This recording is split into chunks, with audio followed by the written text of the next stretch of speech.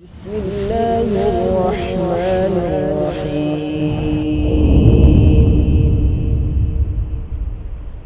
بسم الله والصلاة والسلام على رسول الله وعلى آله وأصحابه وأتباعه ومن والاه أما بعد أحييكم بتحية الإسلام السلام عليكم ورحمة الله وبركاته. Alhamdulillah Alhamdulillahilladzi arsala rasulahu bil huda wa dinil haqq liyudhhirahu 'ala ad-dini kullihi walau karihal musyrikun. Asyhadu an la ilaha illallah wahdahu la syarika lah wa asyhadu anna Muhammadan 'abduhu wa rasuluhu safiyyuhu wa khaliluhu alladzi la nabiyya wa la rasula ba'dahu. Allahumma salli wa sallim wa barik ala nabiyyina wa qudwatina nabiyyuna Muhammad sallallahu alaihi wasallam wa ala alihi wa ashabihi wa atba'ihi wa man sara ala nahjihi wa istanna bi sunnatihi wattaba'ahum bi ihsanin ila yaumil qiyamah. Amma ba'd. Walaqad qala Allah tabaraka wa ta'ala fi kitabil aziz wa huwa asdaqul qailin. Ya ayyuhalladzina amanu taqullaha haqqa tuqatih wa la tamutunna illa wa antum muslimun. Wahai orang-orang yang beriman, bertakwalah kepada Allah Subhanahu wa ta'ala dengan sebenar-benarnya ketakwaan. Wa la tamutunna illa wa antum muslimun. Dan jangan sekali-kali kalian diwafatkan kecuali dalam kondisi Islam, iman, bertakwa kepada Allah Subhanahu wa ta'ala. Wa qala aidan wa tazawwadu fa inna khairaz zadi taqwa. Dan perbanyaklah mencari perbekalan. Fa inna khairaz zadi taqwa. Sesungguhnya sebaik-baik bekal yang akan kita bawa tiada lain adalah ketakwaan kita, bimtithali awamirihi, dengan menjalankan perintah-perintah Allah sebaik-baiknya, wajtina binawahihi, dan menjauhi apa-apa yang dilarang oleh Allah sejauh-jauhnya. Al-mal wal banuna zinatul hayatid dunya. Ketahuilah, harta, anak keturunan tiada lain adalah perhiasan dunia. Wal baqiyatus shalihat. Adapun yang kekal dan abadi adalah amal-amal saleh kita. Khairun 'inda rabbika thawabah. Itulah yang terbaik di hadapan Allah Subhanahu wa ta'ala. Wa khairun amalah, dan sebaik-baik harapan orang-orang yang beriman. Jamaah salat zuhur Masjid Babus Salam rahimani wa rahimakumullah, a'azzani wa a'azzakumullah. Semoga kita yang bisa hadir dalam majelis ilmu ini selalu mendapatkan curahan rahmat dari Allah Azza wa Jalla, mendapatkan hidayah dan petunjuk dari Allah Azza wa Jalla. Dan semoga dengan kita menuntut ilmu, Allah Subhanahu wa ta'ala mengampuni dosa-dosa kita semuanya. Sebagaimana sabda Nabi alaihi salatu wassalam, wa innal malaikata la tadha'u ajnihatiha ridan li talabil ilm. Sesungguhnya para malaikat Allah meletakkan sayap-sayapnya bagi orang-orang yang menuntut ilmu, ridon, karena ridho kepada Allah Subhanahu wa ta'ala. Bahkan ikan-ikan yang di lautan, semut-semut yang ada dalam lubangnya, yastaghfiruna, mereka memohonkan ampun kepada Allah Subhanahu wa ta'ala li talibil ilm, bagi orang-orang yang mereka niat menuntut ilmu. Semoga kita termasuk orang-orang yang diridhoi oleh para malaikat Allah, yang diampuni oleh Allah Subhanahu wa ta'ala dengan menuntut ilmu ini. Amin ya rabbal alamin. Alhamdulillah, segala puji bagi Allah Subhanahu wa ta'ala alladzi bi ni'matihi tatimmus shalihat, yang Allah tidak pernah tidak mencurahkan nikmatnya kepada kita semuanya. Wa in ta'uddu nikmatallahi la tuhsuha. Seandainya kita menghitung nikmat Allah, wallahi kita tidak akan bisa menghitung atas apa yang telah Allah berikan kepada kita. Begitu banyak nikmat yang Allah berikan kepada kita. Perbanyak syukur kepada Allah Subhanahu wa ta'ala, niscaya Allah akan menambahkan nikmatnya kepada kita. Wala in kafartum inna 'adzabi lasyadid. Seandainya kita kufur, ketahuilah azab Allah itu sangat pedih. Kedua kalinya salat dan salam Mari perbanyak kita baca kepada Nabi kita, Nabi Agung, Nabi besar Muhammad Sallallahu Alaihi Wasallam, yang kelak kita nantikan syafaat beliau atas izin Allah Subhanahu wa Ta'ala. Dan orang yang memperbanyak salawat kepada Nabi Sallallahu Alaihi Wasallam, aqrabuhum liman zilatan, maka akan menjadi orang yang paling dekat denganku nanti di yaumil qiyamah. Jamaah maka Allah Subhanahu wa Ta'ala, Rasulullah Sallallahu Alaihi Wasallam beliau memberikan kabar gembira kepada kita semuanya tentang ada orang-orang yang akan diharamkan kulitnya tersentuh api nerakanya Allah Azza wa Jalla. Bukan karena panjang sholatnya, bukan karena seringnya berpuasa Senin Kamis, puasa sunnah, perbanyak zikir kepada Allah, bacaan Qur'annya banyak, tapi orang-orang yang mempunyai akhlak, orang-orang yang mempunyai sifat-sifat yang mulia, yang agung. Sebagaimana sabda Rasulullah SAW dari Abdullah bin Mas'ud radhiyallahu ta'ala anhu, ketika para sahabat sedang berkumpul di Raudhah, yaitu antara mimbar Nabi dan kamar Nabi SAW, disitulah tempat bagaimana para sahabat ini sering berkumpul. Jadi berkumpulnya orang-orang yang saleh itu ciri-cirinya betah di masjid, gitu ya. Dan semoga kita termasuk orang-orang yang mendapatkan ridha Allah karena kita itu suka apa? Berkumpul di masjid. Ya, amin ya rabbal alamin. Rasulullah SAW beliau bersabda dari Abdullah bin Mas'ud radhiyallahu ta'ala anhuma, ketika para sahabat sedang berkumpul, Rasul bersabda, "Ala ukhbirukum biman tuharramu alaihin nar." Mau tidak kalian aku berikan kabar gembira, biman tuharram, terhadap orang-orang yang diharamkan kulitnya tersentuh an-nar, api nerakanya Allah Subhanahu wa Ta'ala. Maka para sahabat semangat ya, karena akan diberikan kabar orang-orang yang tidak akan tersentuh api neraka. Qalu bala ya Rasulullah, iya wahai Rasulullah, siapakah orang-orang tersebut? Maka Rasulullah SAW beliau bersabda, 4 sifat ini harus kita hafal. Rasul bersabda, tuharramu ala kulli hayyinin layyinin qaribin sahlin. Kita baca bareng-bareng, ala kulli hayyinin, apa? Layyinin qaribin sahlin. Nah, hadis ini diriwayatkan oleh Imam At-Tirmidzi dan beliau mengatakan haditsun hasan, hadis yang sangat baik. Jadi ada 4 orang ya yang akan diharamkan kulitnya tersentuh api nerakanya Allah Azza wa Jalla. Yang pertama, ala kulli hayyinin, ya, yaitu setiap orang yang hayyin, mempunyai sifat apa?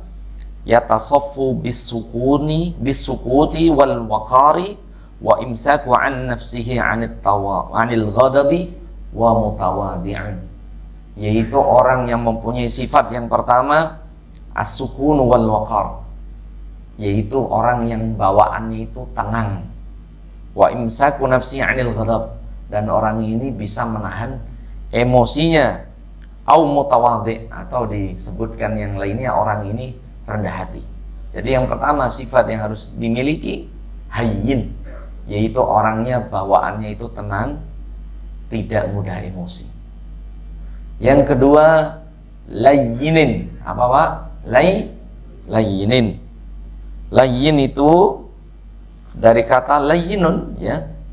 Artinya apa? Orangnya itu berkata, bertutur kata dengan lemah lembut. Itu layyin. Bertutur kata apa? Yang lemah lembut. Yang keempat qaribin, bareng-bareng. Qaribin. Artinya apa orang ini itu? Qarib artinya yata'amalu ma'an nas, mudah ya berhubungan dengan orang lain. Artinya apa? Orang ini apa? Mudah apa? Berhubungan. Maksudnya apa? Mudah bergaul dengan orang lain. Yang terakhir sahlin, apa? Sahlin. Artinya apa? Sahl itu mudah. Artinya orang yang memudahkan urusan orang lain. Jadi 4 orang ini yang Rasulullah SAW jamin tidak tersentuh api nerakanya Allah Subhanahu wa taala selama orang ini tetap sholat 5 waktu begitu ya. Puasa Ramadannya ya, yang wajib-wajib dia tidak pernah tinggalkan dan mempunyai 4 akhlak. Walaupun salah satu akhlak harus kita miliki ya. Yang pertama hayyinun, yaitu orangnya apa? Penuh ketenangan dan tidak mudah emosi, tersulut emosi. Yang kedua layyinun, orang ini ketika bertutur kata yang baik dan lembut. Yang ketiga, apa yang ketiga tadi? Qaribin, orang ini mudah bergaul dan bermuamalah ya, bukan orang yang pendiam, nggak pernah bergaul dan nggak kenal kanan kiri. Dan yang terakhir sahl, orang ini kalau berurusan dengan orang ini tidak mempersulit urusannya. Artinya orang ini mudah gitu ya, mudah dalam segala hal. Nah, semoga kita semuanya diberikan oleh Allah Subhanahu wa taala sifat-sifat ini. Karena akhlak yang mulia itu sangat mulia di hadapan Allah Subhanahu wa taala. Rasulullah SAW beliau bersabda dari sahabat Abu Darda radhiyallahu taala anhu, "Ma min syai'in athqalu fil mizani min husnil khuluq." Tidak ada suatu amalan yang ketika ditimbang di hadapan Allah Subhanahu wa taala athqal, lebih berat, min husnil khuluqi, dari orang yang mempunyai akhlak yang baik ya. Jadi muslim itu, mukmin itu identik dengan punya akhlak yang baik. Bahkan Rasulullah SAW beliau bersabda, "Innama bu'ithtu liutammima makarimal akhlak."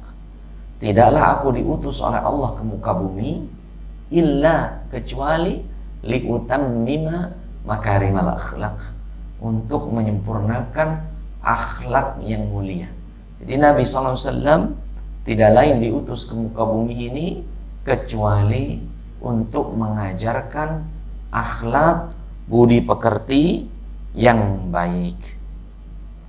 Dan Rasulullah SAW ditanya, diriwayatkan oleh Abu Hurairah radhiyallahu ta'ala anhu, su'ila Rasulullah SAW an aktsari ma yudkhilun nas al-jannah. Rasulullah SAW ditanya tentang penyebab seseorang ini kebanyakan dimasukkan ke dalam surga. Maka Rasul menjawab, yang pertama taqwallahi wa husnul khuluqi. Kebanyakan manusia itu masuk surga, yang pertama karena orang ini bertakwa kepada Allah, wa husnul khuluqi, dan orang ini mempunyai budi pekerti, punya akhlak ya, punya sopan santun. Nah ini ya yang baik ya. Jadi ini adalah penyebab kebanyakan manusia masuk surga itu, salah satunya karena dia bertakwa kepada Allah, selain menjalankan perintah Allah, menjauhi larangan Allah Subhanahu wa taala. Yang kedua, orang ini mempunyai apa?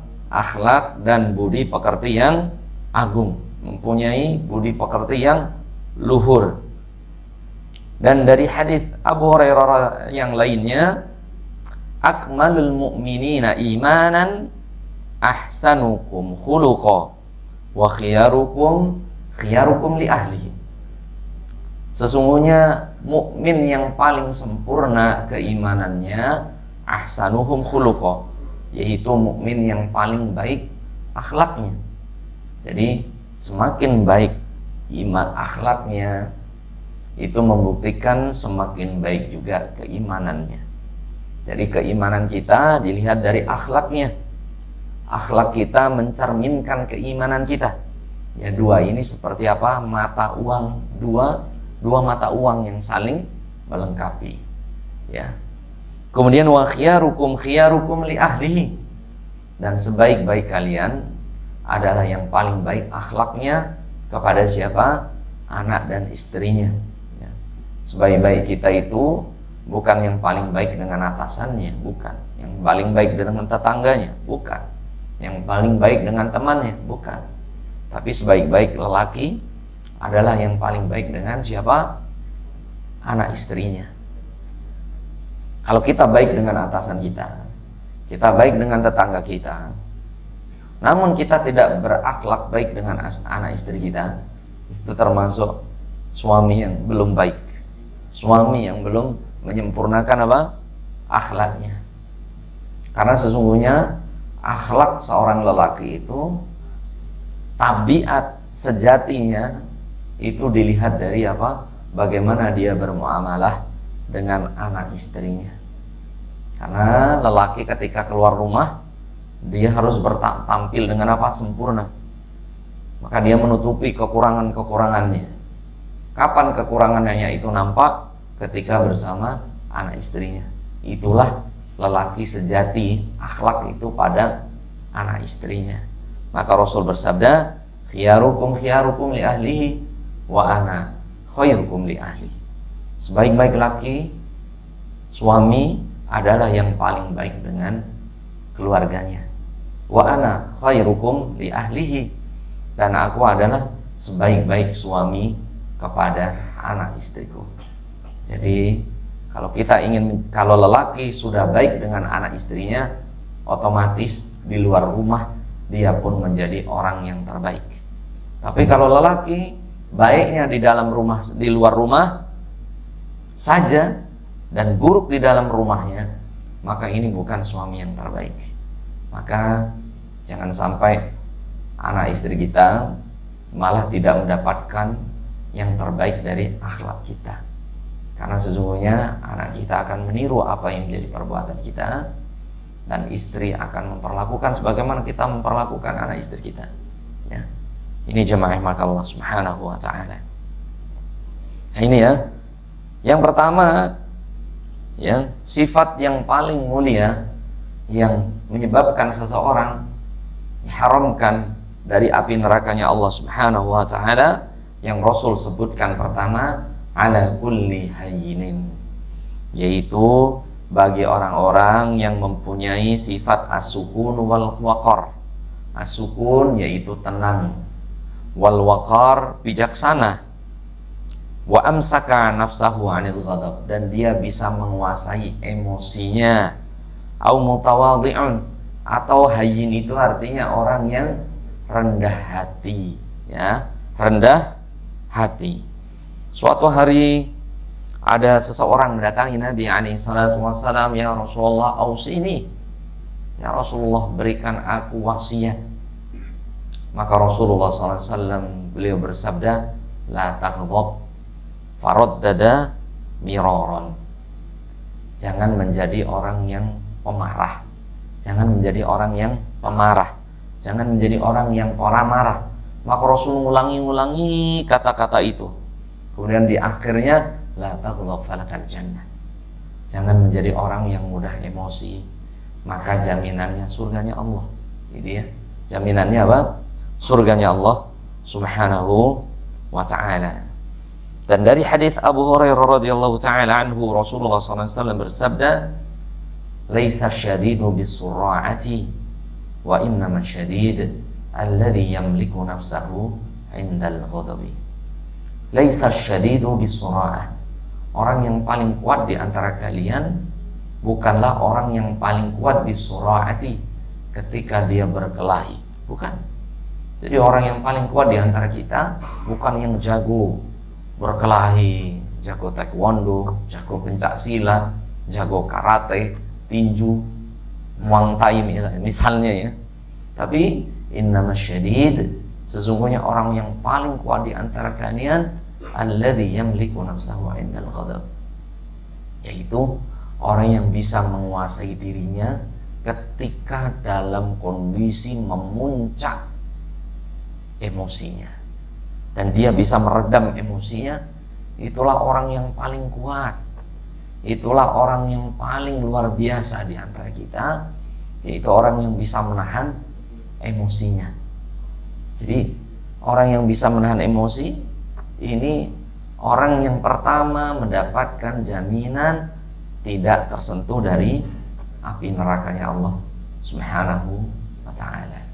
Maka sudah pernah kita sampaikan, ketika ada rasa emosi segera ngucapin apa? Ta'awud, a'udzu billahi minasyaitonir rajim. Wa imma yanzaghannaka minasyaitoni nazghu fasta'id billah. Ketika kalian dikuasai oleh syaitan, maka segera mengucapkan a'udzu billahi minasyaitonir rajim. Jadi kalau ada kalanya kita emosi, pulang kerja di rumah berantakan, segera mengucapkan apa? A'udzu billahi minasyaitonir rajim. Yang kedua, kalau masih emosi, as-sukutu, kita dianjurkan diam. Ya, ketika emosi jangan kita lampiaskan dengan ucapan. Kita emosi, istri emosi, kita marah. Ini puncaknya syaitan tuh. Syaitan bagaimana agar suami istri ini apa? Berpisah, bercerai. Sebelum halal, syaitan membuat yang belum halal ini bisa dekat. Kenapa? Karena belum halal, bersentuhan dapat dosa. Apalagi berpelukan, pacaran, berdua-duaan, ya syaitan pinter. Setelah halal, bagaimana agar suami ini pisah, gitu ya. Maka jangan salah kalau ada ucapan sebelum nikah kok harmonis, setelah nikah kok tidak harmonis. Memang itu tujuan syaitan. Yang belum halal, bagaimana agar dekat? Karena ketika dekat, merapat, disitulah dosa. Ketika sudah halal, ketika saling mendekat, dapat pahala. Begitu ya. Kita bermesraan dengan istri kita, harmonis dengan istri kita, disitulah pahala yang banyak. Maka syaitan bagaimana agar tidak harmonis? Jadi ketika berumah tangga, sebelum rumah tangga kok istri lemah lembut, suami lemah lembut, itu belum rumah tangga. Memang syaitan membubuhi agar kita apa? Bisa apa? Bersentuhan dengan yang bukan mahram. Tapi setelah nikah, ya Rob, kok rumah tangga berbeda, sifat istri berubah, sifat suami wataknya berubah. Yang sebelumnya lembut jadi pemarah, yang sebelumnya suka menepati janji kok mengingkari janji. Inilah syaitan pinternya agar apa tujuan syaitan itu? Al-Baqarah 102, liyufarriqu bainal mar'i wa zawjih. Tugas syaitan itu yang pertama setelah memisahkan orang menjadi syirik, menjadi murtad. Yang kedua, fayata'allamuna minhuma ma yufarriquna bihi bainal mar'i wa zawjih. Tugas kedua syaitan adalah memisahkan antara suami istri. Ini ya, karena nikah itu ibadah. Nikah itu hukumnya apa jemaah? Ibadah loh. Jadi selama kita mempertahankan pernikahan kita terhitung ibadah terus sampai berpisah. Kalau sudah berpisah, ibadah kita selesai. Maka bagaimana agar ibadah ini tidak sampai kematian memisahkan kita? Ya syaitan godu terus. Bagaimana agar suami istri ini gaduh, rame, ya, maka kita dianjurkan mempunyai apa? Sifat apa? Hayyinun, yaitu orang yang sifat apa? Tenang, tidak mudah emosi, tidak mudah tersulut emosi.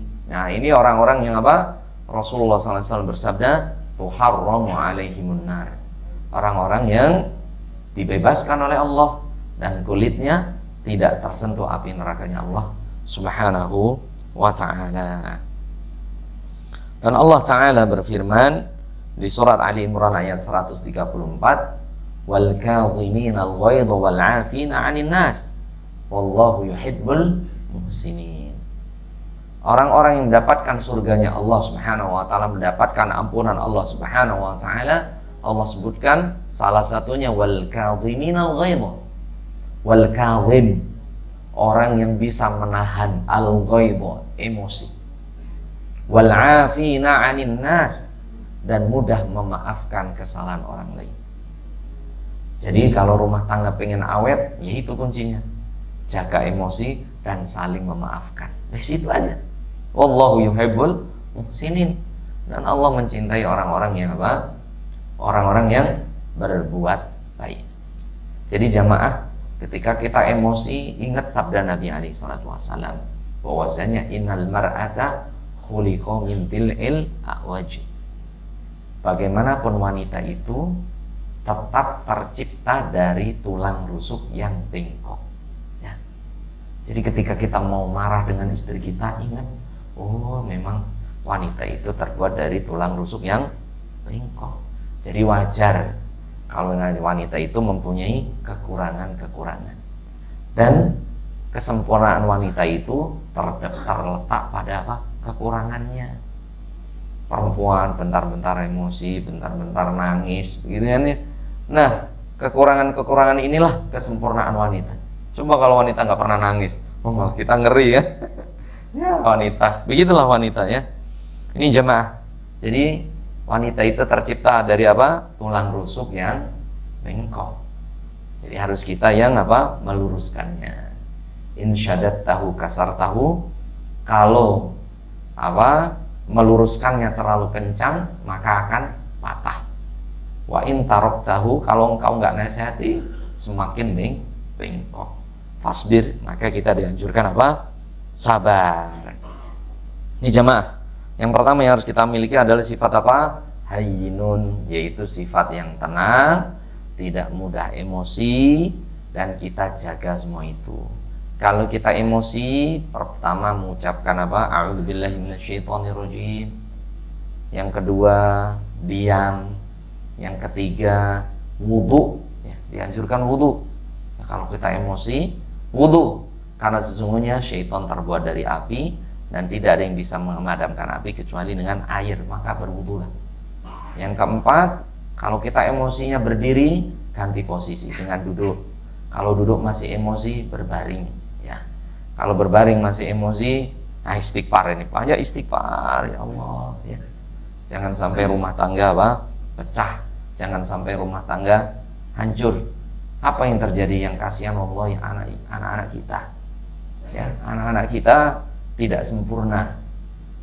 Anak-anak kita tidak mendapatkan perhatian yang baik. Itulah yang diingatkan syaitan. Na'udzubillahi min dzalik. Dan yang terakhir, ingat ya, orang yang bisa sabar menahan emosinya, padahal dia mampu melampiaskannya, Allah berikan kesempatan memilih bidadari surga sesuai dengan keinginan kita. Ya, ini jemaah. Yang kedua, karena waktu juga yang membatasi, yang kedua, layyinun. Apa? Layyinun, yaitu mempunyai tutur kata yang lemah lembut. Layyin itu apa? Tutur kata yang lemah lembut. Bahkan jamaah rahimani wa rahimakumullah, kita semuanya tahu bagaimana kekejaman Fir'aun. Bagaimana apa? Kekejaman siapa? Fir'aun. Fir'aun ini bukan hanya kejam. Fir'aun ini juga mengatakan ana rabbukumul a'la. Saya adalah Tuhan kalian yang paling tinggi. Ketika lahir anak laki-laki dibunuh. Ya. Ini Fir'aun. Maka Rasulullah Allah Ta'ala berfirman di surat Thaha, surat ke berapa Thaha ini? Surat ke-20 ya. Ayat ke-34, 43 dan 44, Allah Ta'ala berfirman, idhaba ila fir'auna innahu tagha faqula lahu qawlan layyinan la'allahu yatadhakkaru aw yakhsha. Idhaba ila fir'aun, pergilah kalian berdua wahai Musa dan Harun kepada Fir'aun. Innahu tagha, karena dia sudah melampaui batas. Melampaui apa? Batas. Sudah mengaku apa? Mengaku dia adalah Tuhan. Yang kedua, setiap bayi laki-laki yang lahir harus dibunuh. Apa firman Allah? Faqula lahu qawlan layyina. Ucapkanlah kepada Fir'aun qawlan layyina, ucapan yang baik. Ya. Padahal mohon maaf, Fir'aun sudah begitu luar biasa jahatnya, pemerintahannya bukan hanya otoriter dan lain sebagainya, tetap Allah mengatakan ucapkanlah ucapan yang baik. La'allahu yatadhakkaru aw yakhsha, agar Fir'aun ini sadar dan takut kepada Allah Subhanahu wa ta'ala. Maka jemaah yang mereka Allah Subhanahu wa ta'ala, dari ayat ini surat Thaha ayat 43-44, ya, kita ahlu sunnah wal jamaah, seburuk apapun pemimpin kita, Apakah pemimpin kita sekejam Fir'aun? Tidak. Sediktator Fir'aun? Tidak. Mengaku pemimpin kita mengaku Tuhan? Tidak. Sekelas Fir'aun saja, Musa dan Harun tidak boleh mengucapkan kecuali ucapan yang lemah lembut. Apalagi pemimpin kita, presiden kita, orang yang beriman, ya, tidak sekejam Fir'aun, maka tidak pantas sebagai rakyat kita menghujat pemerintah kita dengan hujatan yang buruk, yang keras. Sekelas Fir'aun saja tidak boleh. Ini jemaah. Layyinun artinya apa? Lemah lembut. Dan Allah Ta'ala berfirman di surat Al-Imran ayat 157, "Fabima rahmatin minallahi lintalahum." Fabima rahmatin minallahi lintalahum walau kunta faddan ghalidhal qalbi lang faddu min hawlik fa'fu anhum wastaghfir lahum. Ya. Fabima rahmatin minallah, karena rahmat yang Allah berikan kepada kalian, lintalahum, maka berlakulah lemah lembut. Walau kunta faddan ghalidhal qalbi, seandainya engkau berbuat kasar, keras, lang faddu min haulik, pasti orang-orang tidak akan betah ada di sekelilingmu. Wastaghfir lahum, maka minta ampunlah kepada mereka.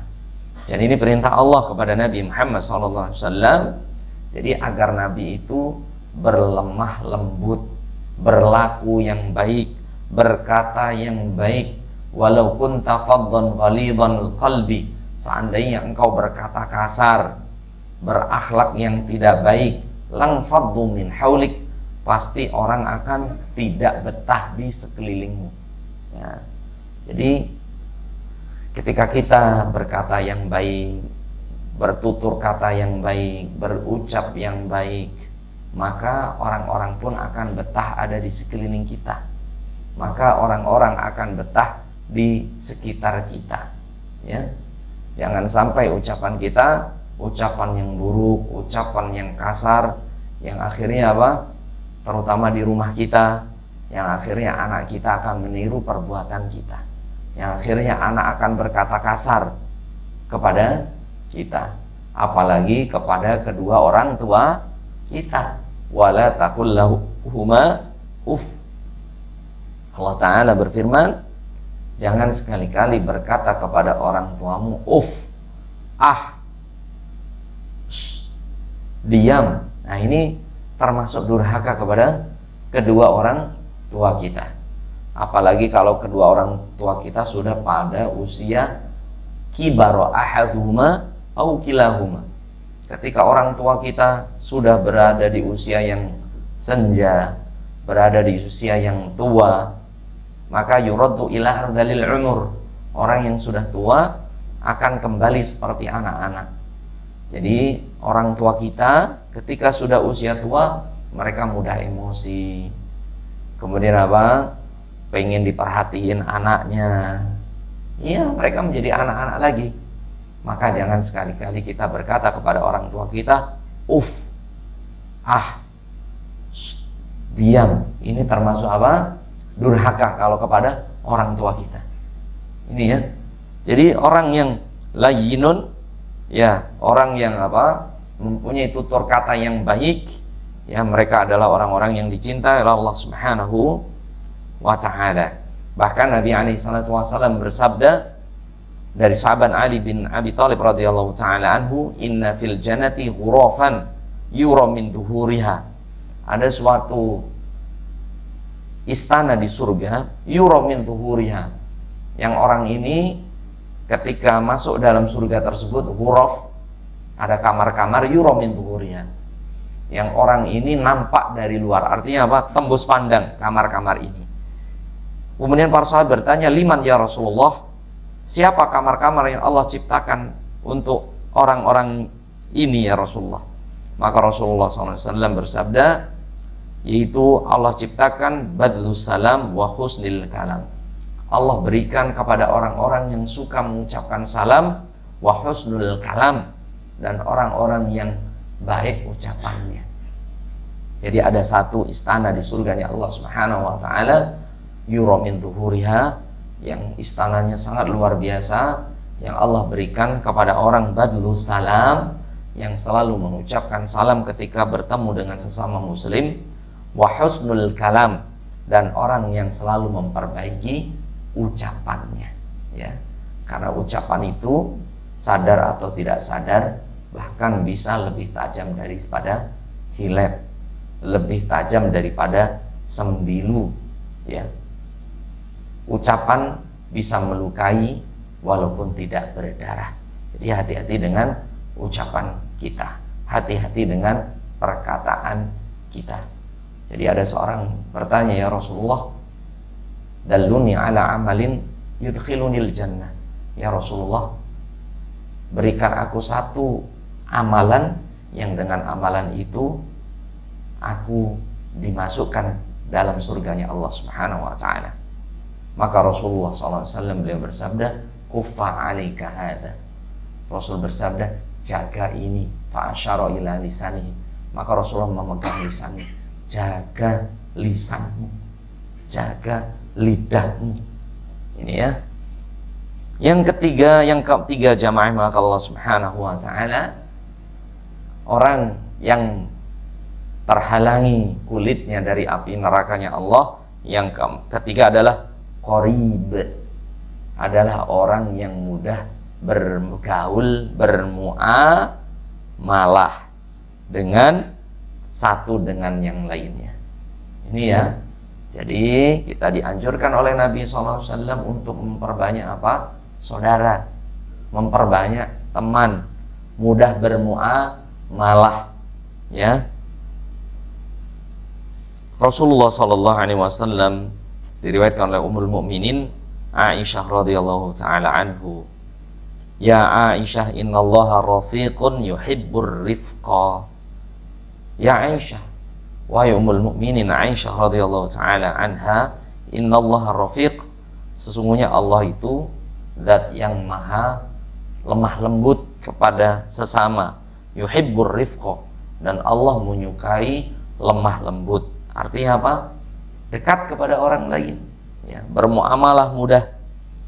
Dan dari sahabat Abu Musa al-Asy'ari, Rasulullah SAW beliau bersabda, basyiru wa la tunaffiru, yassiru wa la tu'asyiru.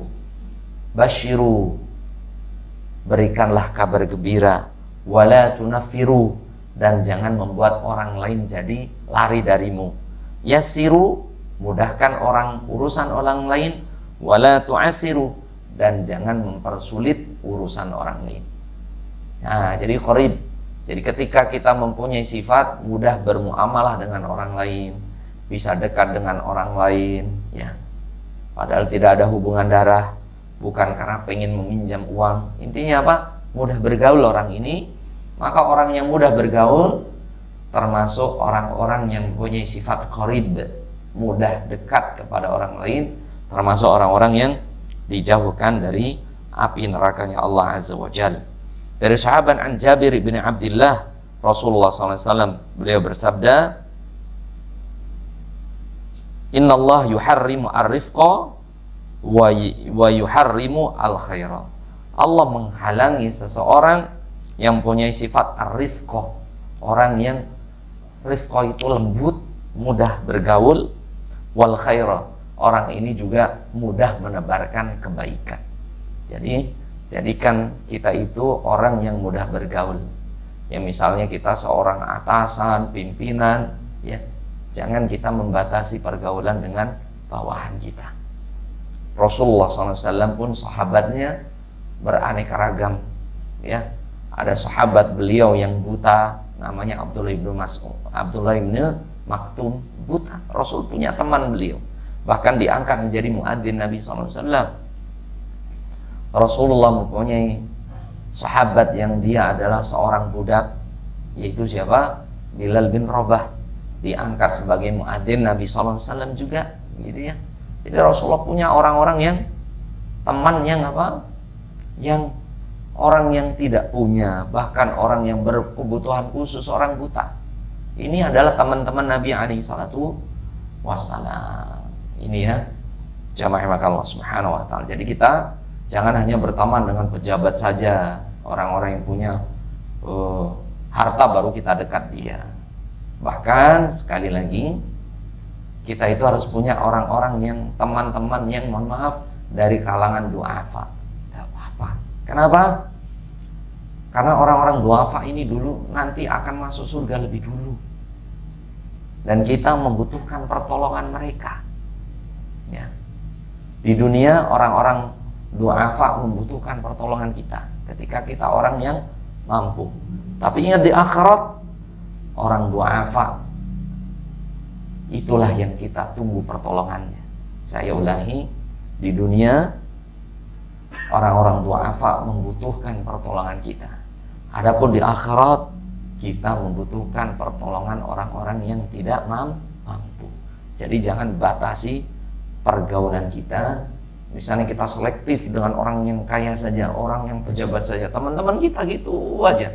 Padahal nanti di akhirat pejabat dan orang-orang kaya itu masuk surganya terakhir. Sedangkan orang-orang yang tidak mampu malah kita nggak bersahabat dengan mereka. Padahal orang-orang yang tidak mampu masuk surga lebih dahulu 500 tahun daripada yang kaya. Jadi jangan batasi pergaulan kita terhadap orang-orang yang kaya saja. Karena ada kalanya di akhirat kita membutuhkan bantuan orang-orang yang tidak mampu di antara kita. Wallahu a'lam bishawab.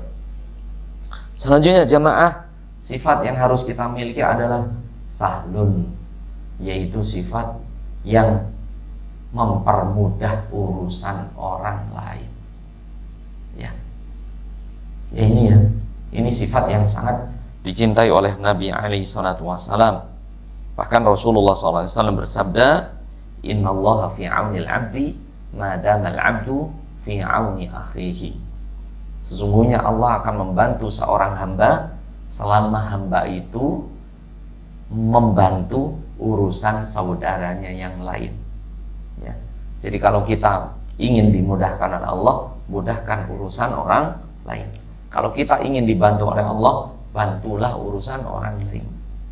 Ada kalanya urusan kita kok susah, ini ada proyek nggak beres-beres, ini ada hubungan kok nggak baik-baik. Mungkin kita ini orangnya tidak ringan tangan, tidak mudah membantu orang lain. Jadi kalau kita ingin dimudahkan oleh orang lain, dimudahkan oleh Allah, mudahkan urusan orang lain. Dan Rasulullah SAW bersabda dari Abu Hurairah radhiyallahu ta'ala anhu, man yassara ala muslimin yassarallahu alaihi fid dunya wal akhirah. Man yassara ala mu'sirin, barang siapa seseorang yang memudahkan urusan orang yang dalam kesulitan, yassarahullahu fid dunya wal akhirah, maka Allah akan mempermudah urusan orang tersebut, baik urusan dunianya apalagi urusan akhiratnya. Ya ini ya. Jadi kita dianjurkan oleh Nabi SAW itu mempunyai sifat mudah, mempermudah urusan orang lain. Apalagi sebagai atasan, Pak, jangan kita mempersulit anak buah kita. Karena kita nanti akan dipersulit oleh Allah juga di akhirat. Bahkan di dunia dan di akhirat. Mudahkan urusan orang lain. Permudah urusan orang lain. Dalam bab utang piutang, dalam bab muamalah, dalam kantor, mudahkan urusan orang lain. Mudahkan juga urusan istri kita. Jangan terlalu pelit, jangan terlalu rinci. Sampai gorengan aja ditanya harganya berapa istrinya. Uangnya ditanya perinci. Ya kayak rentenir aja kita. La ilaha illallah. Mau tidak kita dimudahkan oleh Allah nanti di akhirat? Pengen Pak dimudahkan urusan kita nanti di akhirat? Pengen tidak? Pengen. Mudahkan urusan kaum muslimin yang lain. Rasulullah SAW, saya ulangi, man yassara ala muslimin ala mu'sirin yassarallahu fid dunya wal akhirah. Barang siapa mempermudah urusan kaum muslimin yang sedang kesulitan, yassarahullah, maka Allah akan mempermudah orang tersebut fid dunya, baik urusan dunianya, wal akhirah, apalagi urusan akhirat. Barang siapa pengen sedekah, maka Pernah nggak Pak kita sedekah 10 juta sehari? Terlalu berat. Sedekah 5 juta, kuat nggak sehari? Nggak kuat. Sedekah 1 juta, kuat nggak sehari? Mungkin kalau seminggu kuat, kalau tiap hari nggak kuat. Maka bagaimana agar kita bisa sedekah dengan uang yang besar? Nanti kalau bapak-bapak baca Al-Baqarah 280, wa in kana dzu usratin fanadiratun ila maisarah wa an tasaddaqu khairul lakum in kuntum ta'lamun. Wa in kana dzu usratin, kalau ada orang yang kesulitan bayar utang, fanadiratun ila maisarah, maka berikan jeda sampai dia bisa membayarnya. Dan di dalam hadis yang sahih Rasulullah SAW beliau bersabda, barang siapa seseorang menunda atau memberikan tangguh kepada orang yang berhutang kepada Anda, maka terhitung sedekah sebesar itu pula setiap harinya. Ada seseorang punya hutang 10 juta misalnya dengan kita, batas temponya misalnya ini 2 Oktober, 5 Oktober misalnya, hari Jumat misalnya. Kemudian hari Jumat dia nggak mampu bayar, antum tunda sehari, besoknya tanggal 6, di hari itu pula seolah-olah Anda sedekah sejumlah hutang piutang Anda. Kalau hutangnya 10 juta, satu hari seolah-olah antum sedekah 10 juta. Ditangguhkan 2 hari, sedekah 20 juta. Ditangguhkan 3 hari, sedekah 30 juta. Ditangguhkan seminggu, seolah-olah sedekah 70 juta. Gak ada di antara kita, mohon maaf anak pribadi misalnya, sedekah 70 juta. Gak mampu jemaah. Tapi ketika kita menangguhkan hutang saudara kita, seolah-olah kita apa? Sedekah sebesar piutang kita kepada orang lain. Itulah agama Allah Subhanahu wa ta'ala. Maka orang-orang yang berat membayar hutang, ingat ya, hutang itu, piutang kepada orang lain itu niatnya apa? Sedekah, bukan mengambil untung. Kalau mengambil untung dari apa? Piutang kita bisa terhitung bab riba. Riba fadl, yaitu riba yang berlebih. Menghutangkan kepada orang 10 juta, pengen mendapatkan feedback walaupun 100 ribu, 50 ribu, itu sudah terhitung apa? Riba fadl.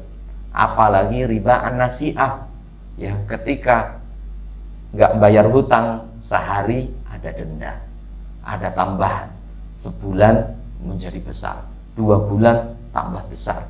Maka ini riba an-nasi'ah, yaitu bertambah beriring bertambahnya apa? Waktu penundaan hutang. Maka jamaah, dalam Islam hutang piutang itu terhitung ibadah, bukan sebagaimana ekonomi orang barat. Dia menghutangi niatnya mendapatkan apa? Bunga. Maka ini yang dilarang oleh agama Allah Subhanahu wa ta'ala. Orang-orang barat yang uangnya banyak, dia nggak perlu kerja, tinggal nunggu apa? Bunga dari bank. Tapi dalam Islam nggak boleh. Kerja itu ibadah pada Allah. Kita nyari nafkah ke Jakarta, nyari harta, itu terhitung ibadah kepada Allah Subhanahu wa ta'ala. Demikian jemaah rahimani wa rahimakumullah, 4 sifat yang orang mempunyai salah satu sifat saja, Allah haramkan orang tersebut dari api nerakanya Allah. Yang pertama hayyinun, yaitu mempunyai sifat tenang, tidak mudah emosi. Yang kedua layyinun, mempunyai tutur kata ucapan yang baik. Yang ketiga qaribun, artinya orang ini mudah bergaul, bermuamalah. Yang keempat sahlun, orang ini memudahkan urusan orang lain. Semoga 4 sifat ini kita berlatih untuk memilikinya. Tidak ada sifat yang tidak berubah. Ustadz, saya orangnya mudah emosi, temperamen sudah dari lahir, bapak saya pun emosi dan lain sebagainya. Oh tidak, jemaah, saya ini orang dari suku ini, perkataan saya keras, tidak bisa dirubah. Tidak. Rasul bersabda, al-ilmu bitta'allum wal hilmu bittahallum. Berilmu itu dengan belajar, wal hilmu bittahallum. Sifat lemah lembut itu bitahallum, dengan belajar untuk lemah lembut. Jadi adat watak bisa dirubah selama kita mau belajar. Wallahu a'lamu bishawab. Semoga Allah Subhanahu wa ta'ala mempermudahkan urusan kita semuanya. Waktu juga yang memisahkan. Kalau ada kebenaran dari Allah, kalau ada kesalahan dari anak pribadi, kita tutup dengan baca hamdalah. Alhamdulillahirabbil alamin. Kita tutup dengan doa kafaratul majlis. Subhanakallahumma wa bihamdika asyhadu an la ilaha illa anta astaghfiruka wa atubu ilaika. Wassalamualaikum warahmatullahi wabarakatuh.